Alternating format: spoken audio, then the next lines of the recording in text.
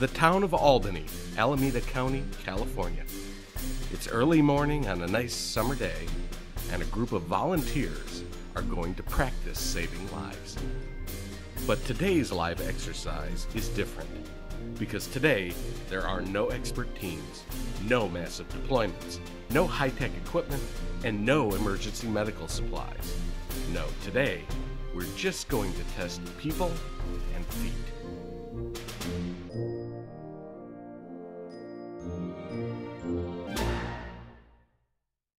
Emergencies come in all shapes and sizes, and in recent years, we've prepared for terrorist attacks and earthquakes and pandemics.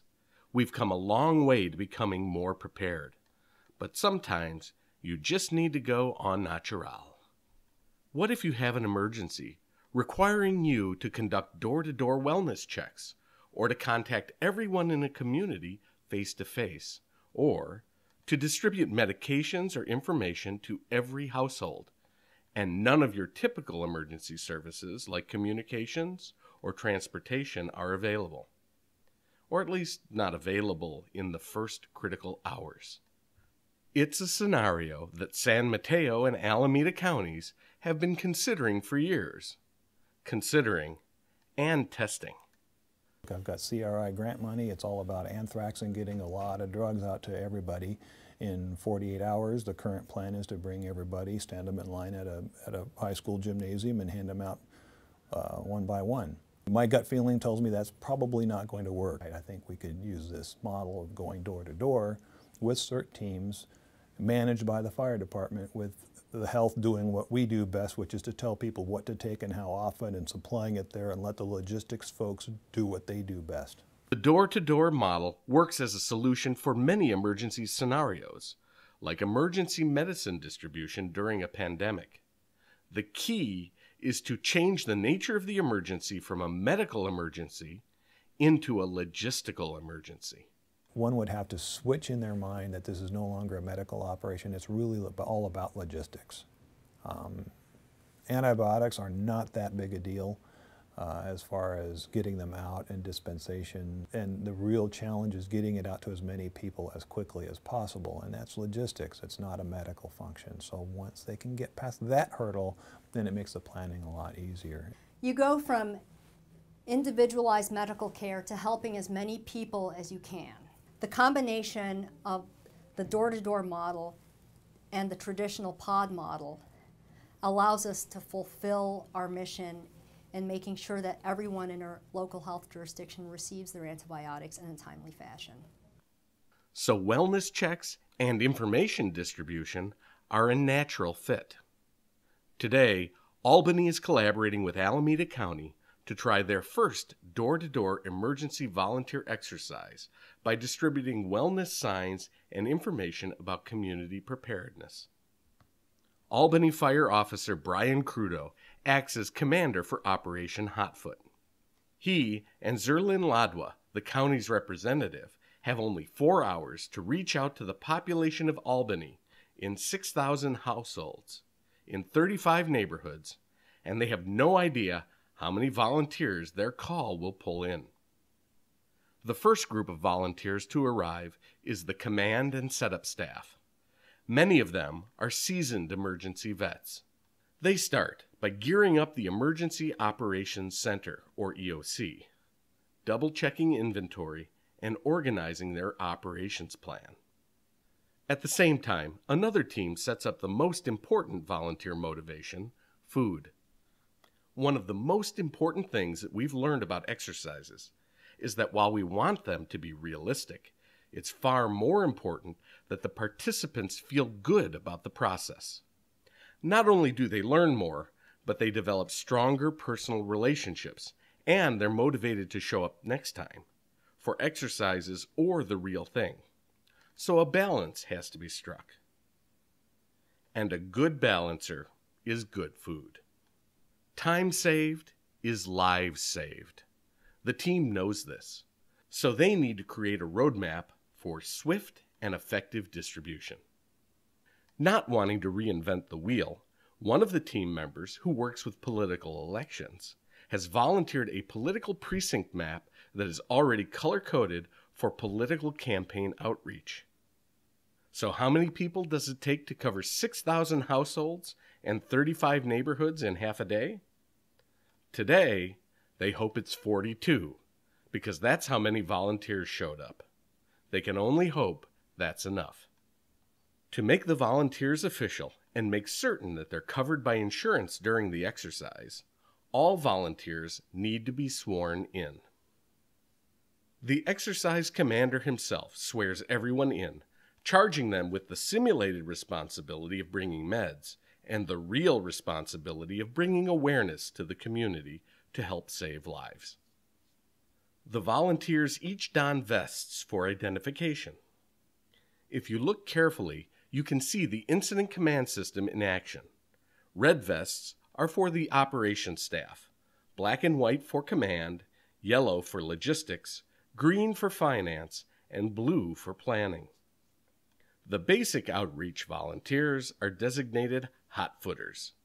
The Boy Scouts and other Hotfooters are managed by block captains, usually either a scout leader or an experienced public health volunteer. Other positions are filled by EOC staff, such as supply unit leader, personnel unit leader, setup and demobilization unit leader, and Hotfoot unit leader.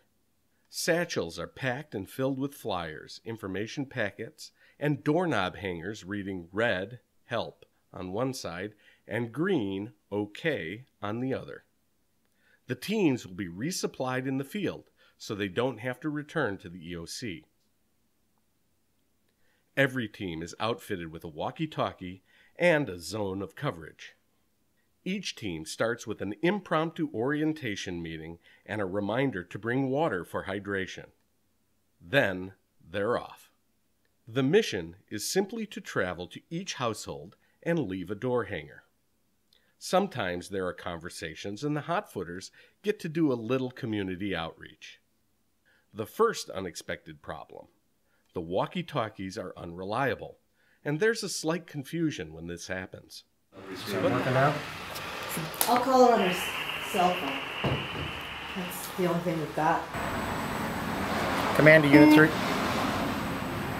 Command to Unit 3.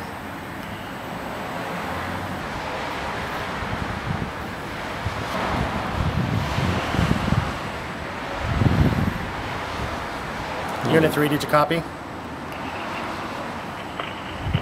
But the Hotfooters just keep going enthusiastically. Those out of contact just use up all their supplies and then connect with other teams whose walkie-talkies are working. Those nearest the EOC just stop back in for resupply and new instructions. As the day wears on, the clock is ticking, and there's worry the Hotfooters might not make all the stops in time. They still have the high-rises and multifamily units to address. These are the hardest complexes to tag with the doorknob hangers because of the access and volume of people involved. There's nothing more disappointing than running out of supplies in the middle of a high-rise.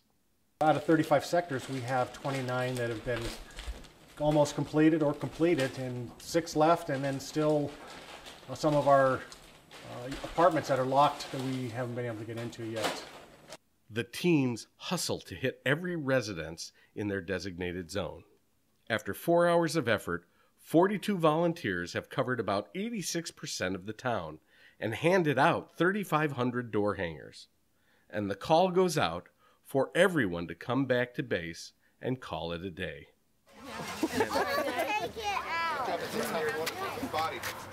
And then the debrief. Team leaders get together after thanking our volunteers and discuss the pros and cons. The majority of the sectors were reached today. I think only 5 or 6 out of 35 neighborhood sectors were not reached, so that's a really great strength. The communication was good. Yeah, supplies arrived pretty fast, maybe within 5 minutes, and yeah, everything went smoothly. Just a little disappointed that we didn't get 100%, but I kind of figured we'd probably be a little bit shy. I was just hoping we'd get a few more volunteers to be out there. I know the groups that we had were the ones that covered the big areas, but having a little more resources, we probably could finish this off today. Yeah, I thought that was one of the positives, actually. It was sort of like if we had a negative, we turned it into a positive.